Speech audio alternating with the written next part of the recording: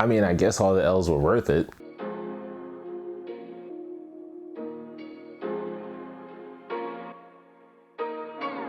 What is going on, guys? Skip from 4-1 here, and today we have a review of the Off-White Jordan 5 in the Sail colorway.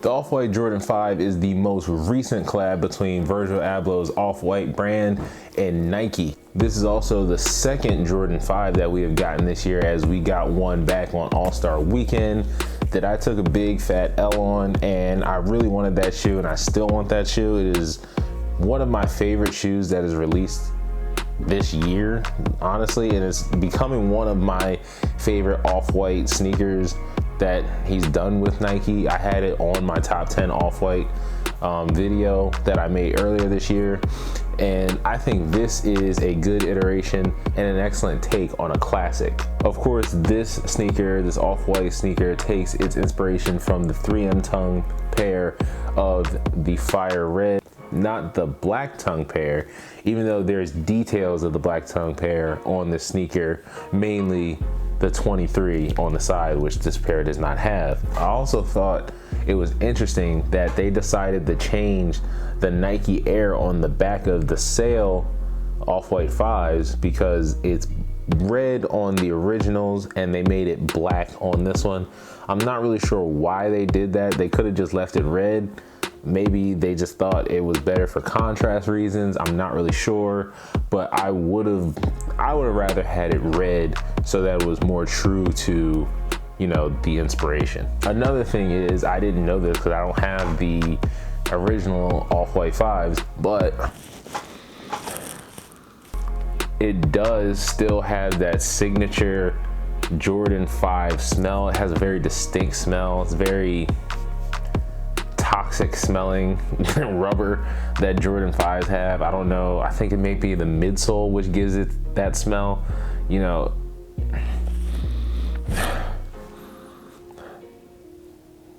Yeah. Another thing that they changed on this sneaker is that the inside of the shoe, they removed all the red. On the inside, it's just exposed foam and a cream liner. They also changed the insole.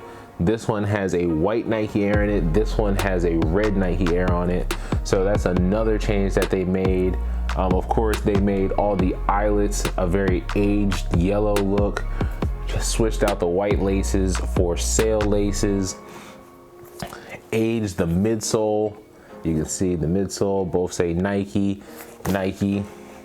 And the thing that I love about the Off-White 5s is that they slimmed them down so much, but they slimmed them to a point where they don't feel like cheap. Like, of course, this is all that, I don't even know what it is, ripstop plastic material. Of course, you can cut out the holes on the side, but the shoe still feels pretty sturdy. Like, even back here, like, it's not flimsy. Here's a little flimsy because that's just all exposed foam. But the thing that a lot of people don't like about the 5s that I really don't mind, I really like the 5s, is that they're really bulky and padded, which if the tongue on the 5s was slimmed down just a little bit, I would like them even more. But I can admit that it's like the Jordan 5 tongue is like a freaking Nike SB with how fat it is. But they slimmed everything down.